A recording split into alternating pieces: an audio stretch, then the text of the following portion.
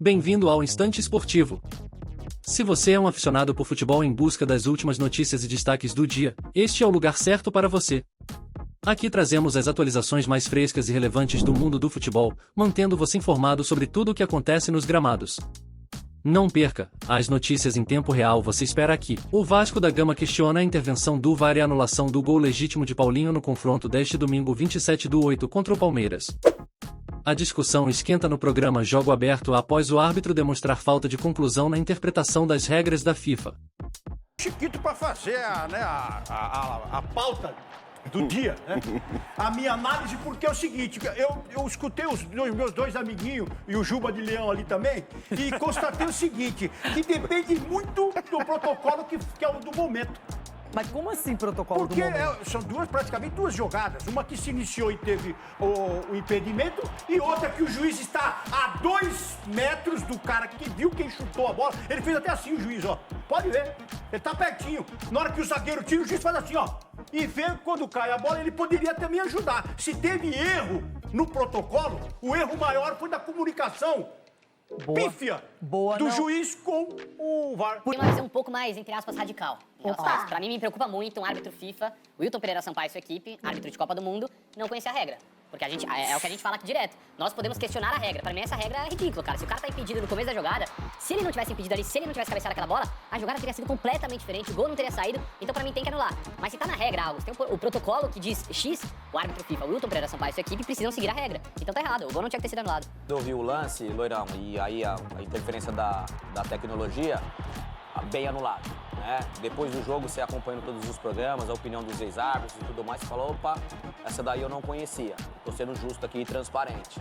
E aí, você tem que estar dentro da regra. E aí, a gente até comentou aqui na primeira parte do programa, dessa falta de comunicação que o Sgarbi tá falando aqui do Wilton Pereira, em relação a ele falar, peraí, mas beleza, tava impedido lá, mas é um segundo lance aí, hein? O Richard Rios tinha a possibilidade de dominar, tinha a possibilidade de dar um chutão, é um outro lance, né? Eu vou validar o gol. Eu acho que faltou essa comunicação.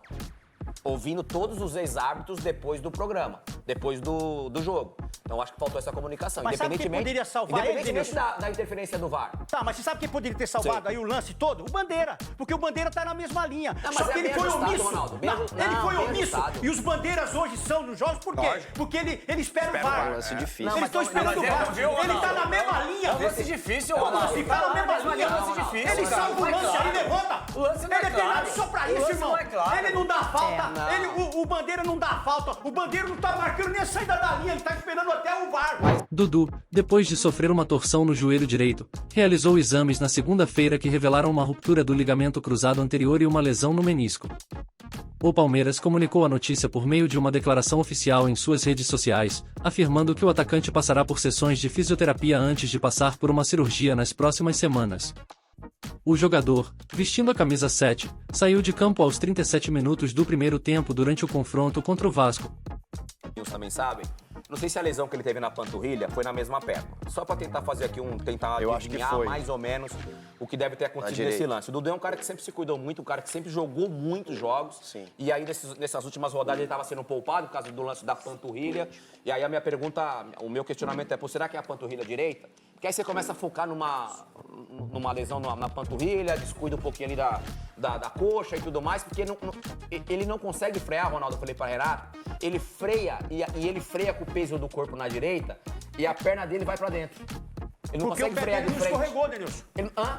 Porque o pé dele não escorregou. Então, não se é sei no se- gramado, não se é foi uma se- chuteira de Então, cravo baixo, Ronaldo, não sei ele se coloca o peso do corpo todo nele ali, o pé dele escorrega. Não sei se foi Com o isso. peso todo escorrega e a lesão Não sei. é evitável. Porque Eu ainda acho que, além de ser...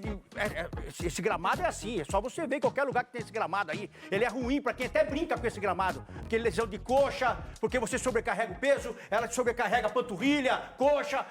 Esse gramado é assim. Tá, então você esse tá dizendo gramado que tem é que mudar cruel. o gramado do Allianz Parque. Esse gramado porque o gramado é cruel. que machucou o Dudu. Tanto é que tem jogador Ronaldo, que vem de negócio é fora que não sério, quer velho. jogar nesse gramado. O cara Mas vai é sério, jogar cara. nesse gramado porque Não meu faz joelho não sentido, aguenta. Sinceramente, não vai fazer uma grande falta pro Palmeiras assim. Eu discordo O Dudu, completamente. ele é um dos maiores, frontalmente. calma, o Dudu é um dos maiores ídolos da história recente do Palmeiras. Ele é a cara desse Palmeiras desde 2015. E aqui está um fã do Dudu. Sempre. Só que a temporada do Dudu, ela está muito aquém daquilo que o Dudu apresentou como futebol. Não, Capela. Em relação a números, em relação à liderança. É claro que não deseja pra ninguém. Não tô falando que ele não vai fazer falta nenhuma, não é isso. Ele já Eu tô falando está que fazendo falta. se fosse, por exemplo, um Rony, uma baixa absurda. Se fosse um Gomes, meu Deus do céu. Se for, você entendeu? Esse O Capelão Dudu está tem doendo. peça de reposição Você não à colocou altura da essa bola dele, salsicha não. na cabeça, ele só Mas tá ele falando tem, besteira, mas o velho. Palmeiras O tem Dudu no seu faz falta em jogador qualquer lugar, praticamente. velho. O São Paulo foi derrotado pela Lanterna América Mineiro nos minutos finais e enfrentou um período de resultados desfavoráveis no Campeonato Brasileiro.